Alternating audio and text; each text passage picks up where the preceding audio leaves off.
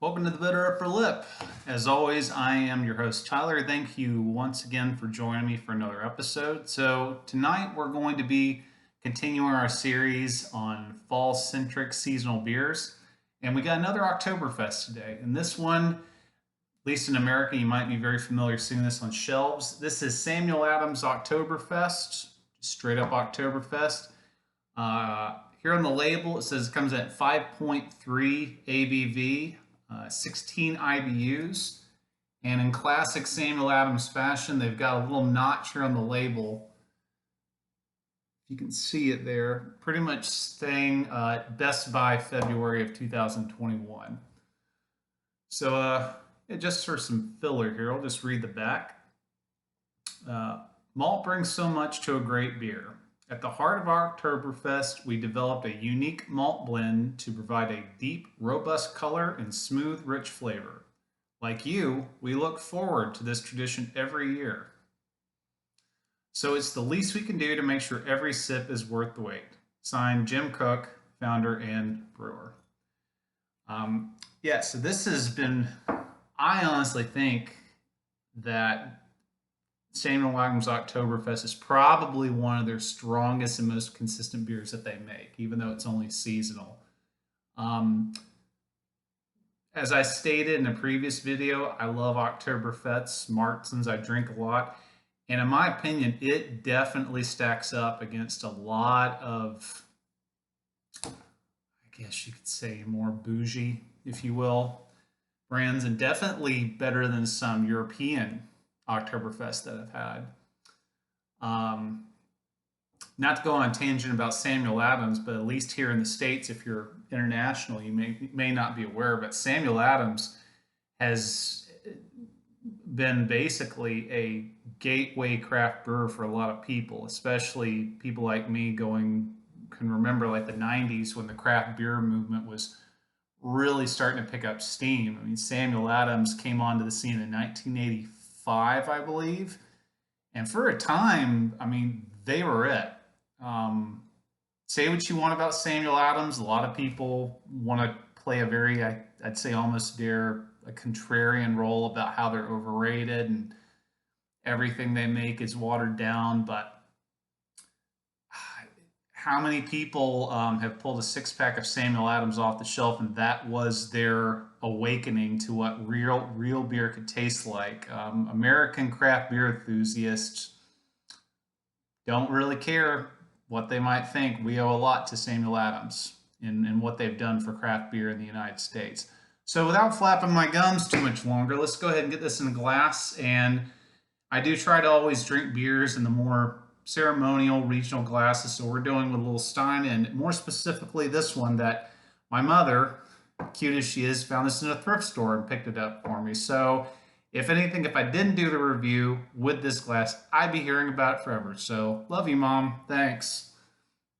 And again, it's the right kind of glass. So everyone's happy. So let's go ahead and get this in here. See what tasty shade we have.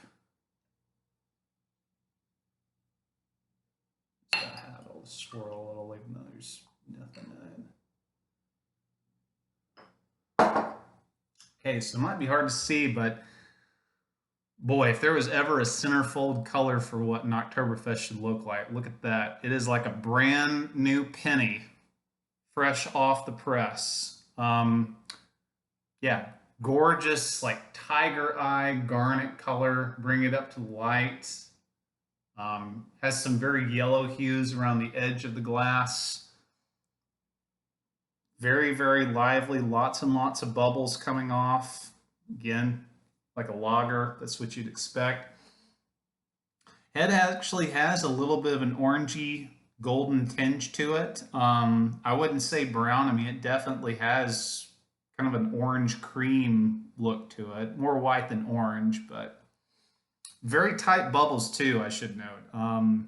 Very creamy head on the top. I mean, not nitro levels, but pretty impressive for just CO2, how tight the bubbles are on top. Quickly dissipating, as you can see. I'm not really getting much of a head on it. All right, let's take a whiff on it. Yeah.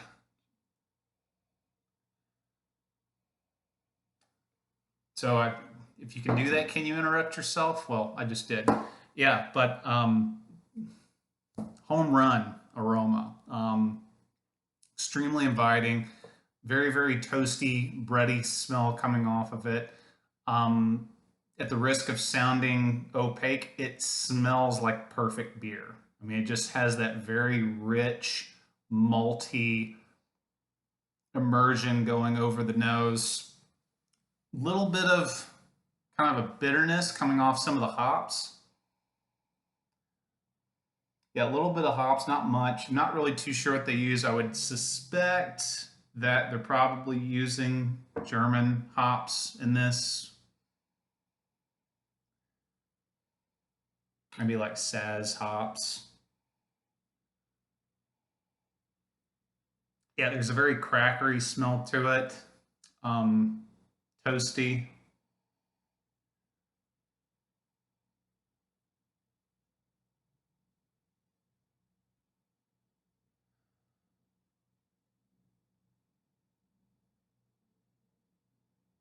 It's almost a slight bit of like a cookie smell coming off of it too.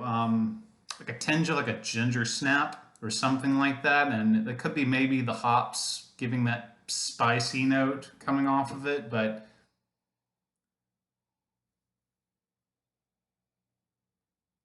yeah, so you got, the roasty, toasty, deeper kind of earthy smells coming off of it. Nothing at all. Like I'm not getting any chocolate, coffee, licorice, nothing like that. I mean, it basically just toasty is the best way I can describe the aroma.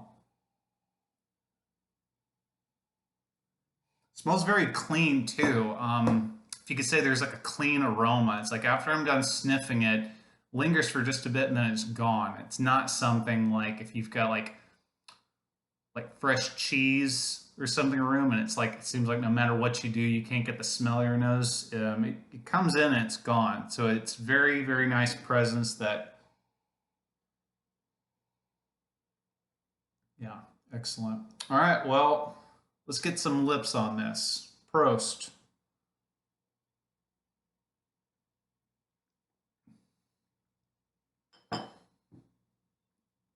Ooh, yeah.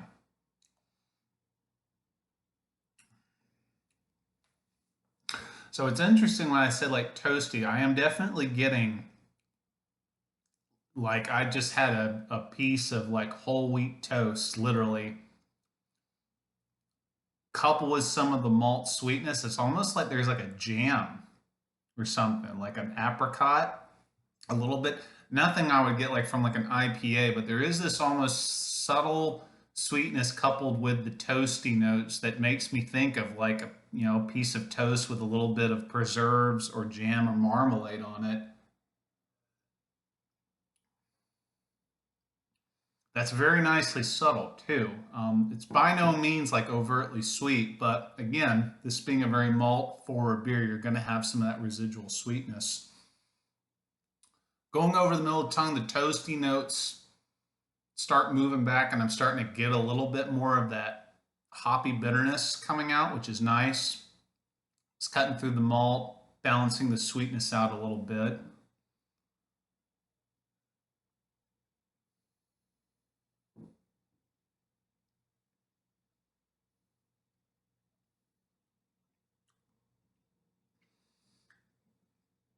A little bit of flavor on the back of the tongue, not much at all.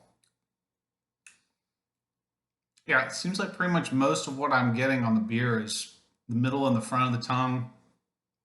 Very, very nice mouthfeel.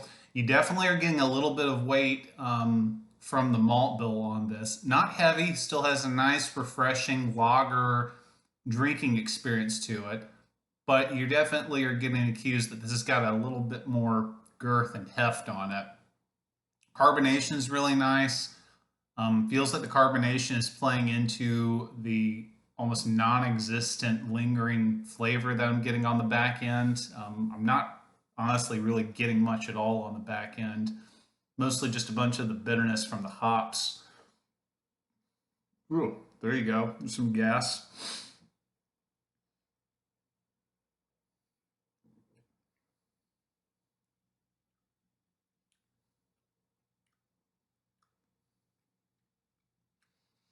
Yeah, I mean that's just,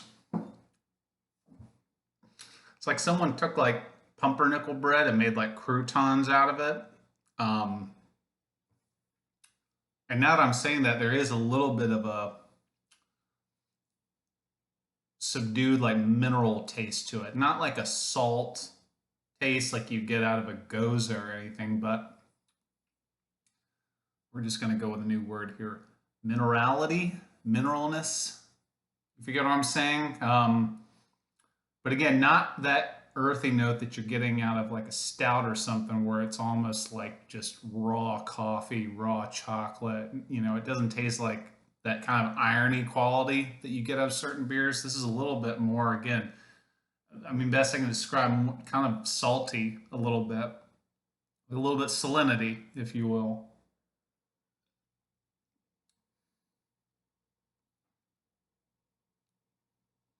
Yeah, this is delicious. Yeah, 5.3, no, zero alcohol presence whatsoever. Even with the 16 IBUs, again, nice and low, but still there's enough bitterness from the hops that they're actually using this to cut through the sweetness. Um, Absolutely is screaming to be paired with really savory type foods. Like, I mean, I'm going through like rotisserie chicken with this, chicken pot pie, of course, bratwurst, you know, your traditional Oktoberfest food. But even extending that past like a good hamburger, I could definitely see that. A stew, um, hell, I'd even say a casserole or something. I mean, this seems to be tailored definitely for food that you would eat next to a fireplace or in a tavern and you're not going anywhere for a while because it's really wet and rainy outside. This is definitely a cuddle beer, if you will, a lullaby. It's supposed to be relaxing and refreshing at the same time. But yeah, that's about all I can say on that in the time that we have tonight. Great beer.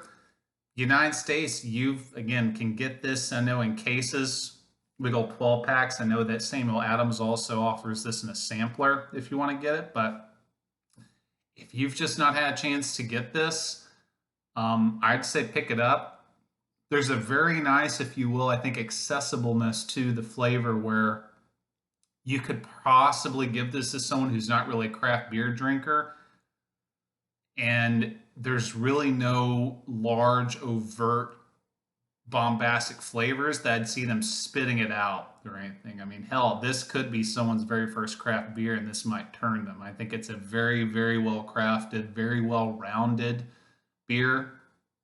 Um, that again, the only shame is that Samuel Adams only makes it once a year, but at least when they do, you can pretty much get it anywhere, at least over here in the States. So that's going to be it for me on this one, folks. Again, thank you very much for tuning in.